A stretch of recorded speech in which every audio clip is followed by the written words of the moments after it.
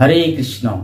প্রিয় বৈষ্ণব মণ্ডলী, 22শে মে বুধবার 2024 শ্রী শ্রী নৃসিংহদেবের আবির্ভাব তিথি।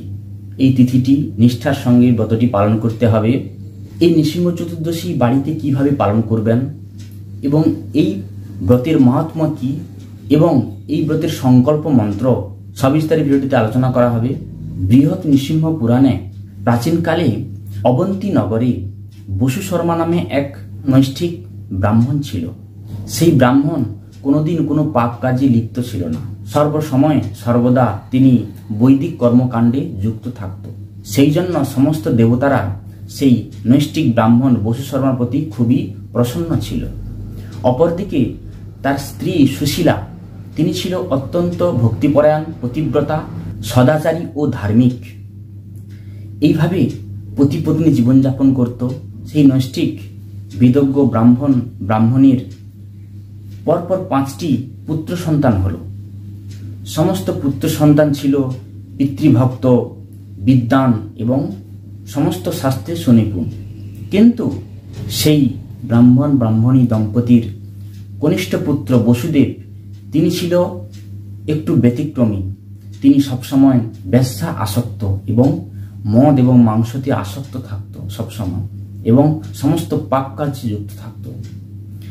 এক সময় সেই ব্রাহ্মণী দম্পতির ছোট ছেলে বসুদেব এক সময় কি করলো, সেই বেশ্যার বাড়িতে বসবাস শুরু করলো।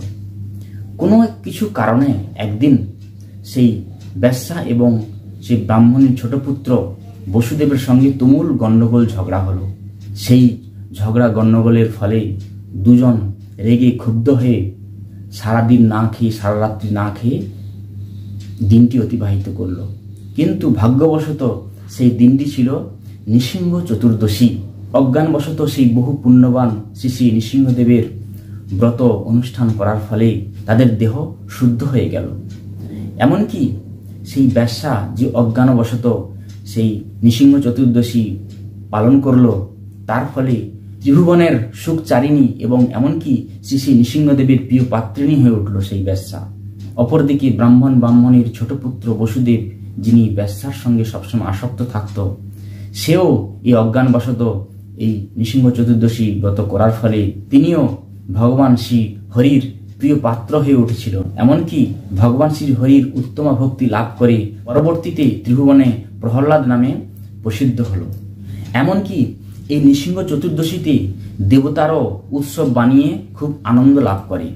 এই যে ব্রহ্মা, চতুর্মুখী ব্রহ্মা, তিনি এই বিশ্ব ব্রহ্মাণ্ডে সৃষ্টি কার্য পরিচালনা করছে শুধুমাত্র এই নৃসিংহ চতুর্দশী ব্রতের ক্ষমতার ফলে।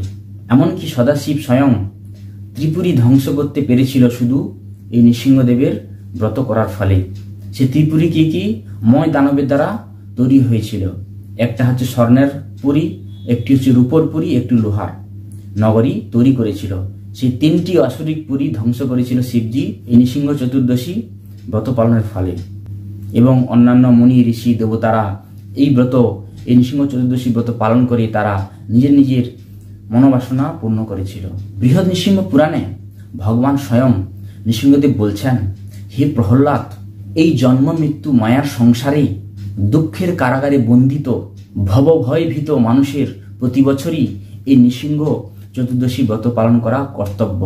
ভগবান নৃসিংহদেব স্বয়ং বলছেন, যারা এই নৃসিংহ চতুর্দশী ব্রত জেনে ব্রত পালন না করে, তারা সূর্য চন্দ্র আকাশে যতদিন উদিত থাকবে ততদিন তারা নরকে পৌঁছতে থাকবে। মানুষ মাত্রই এই ব্রত পালন করা উচিত।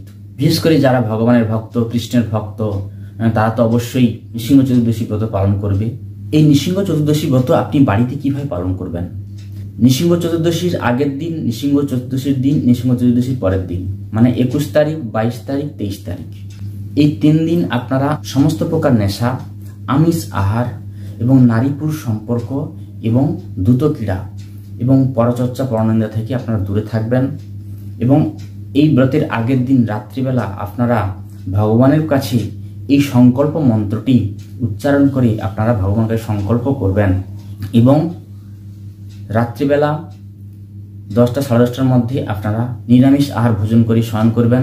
নৃসিংহ চতুর্দশীর দিন আপনারা অবশ্যই ব্রহ্মমূর্তি শয্যাত্যাগ করবেন। এবং এই নৃসিংহ চতুর্দশীর দিন আপনারা পঞ্চশস্য আহার করবেন না। ধান জাতীয়, গম জাতীয়, ভুট্টা জাতীয়, জব জাতীয়, ডাল জাতীয়, সর্ষে জাতীয় এই সমস্ত পঞ্চশস্য আপনারা আহার করবেন না। এবং যদি খুব ভালো হয় সন্ধ্যা অবধি আপনারা নির্জলা থাকার চেষ্টা করবেন, খুব উত্তম। এবং সন্ধ্যা পর্যন্ত আপনারা নির্জলা থেকে সায়ং সন্ধ্যা 5:45 নাগাদ যদি বিগ্রহ থাকে ভালো, নাহলে আলেখ্যকে সুন্দর করে পরিষ্কার করে পঞ্চামৃত দিয়ে আপনারা অভিষেক করাবেন।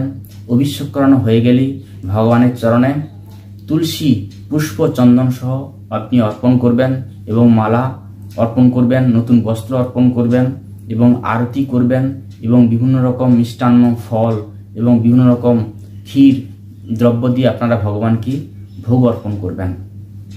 এবং ওই দিন যদি আপনারা ক্ষীর বা পায়েস আপনারা অর্পণ করেন, ওই দিন আপনারা পাবেন না, পরের দিন পাবেন। এবং ওই দিন আপনারা সারা রাত্রি যদি জাগরণ করতে পারেন তাহলে ভালো। এবং নৃসিংহ চতুর্দশীর দিন আপনারা যদি অষ্টতর নৃসিংহদেবের নাম, নৃসিংহ স্তুতি, নৃসিংহ স্তব যদি করেন খুবই ভালো। এবং সারাদিন আপনারা নৃসিংহদেবের আলোচনা, নৃসিংহদেবের কথা শ্রবণ এবং কীর্তন করার চেষ্টা করবেন। ওই দিন নৃসিংহদেব তাতে খুব খুশি হবে। এবং এই নৃসিংহদেবের ব্রত পালন করলে সমস্ত কামনা বাসনা পূর্ণ হবে এবং সমস্ত পাপ থেকে আপনারা মুক্ত হবেন। এই ব্রত পালন করলে সমস্ত দারিদ্রতা দূর হবে। যারা পুত্র সন্তান কামনা করে সেই সমস্ত মায়েরা যদি এই ব্রতটি পালন করে তাহলে অবশ্যই তাদের বাড়িতে একটি কৃষ্ণ ভক্ত পুত্র সন্তান জন্ম হবে এবং সমস্ত দারিদ্রতা দূর হবে এবং সমস্ত কামনা বাসনা পূরণ হয় এই নৃসিংহদেবের ব্রত করার ফলে।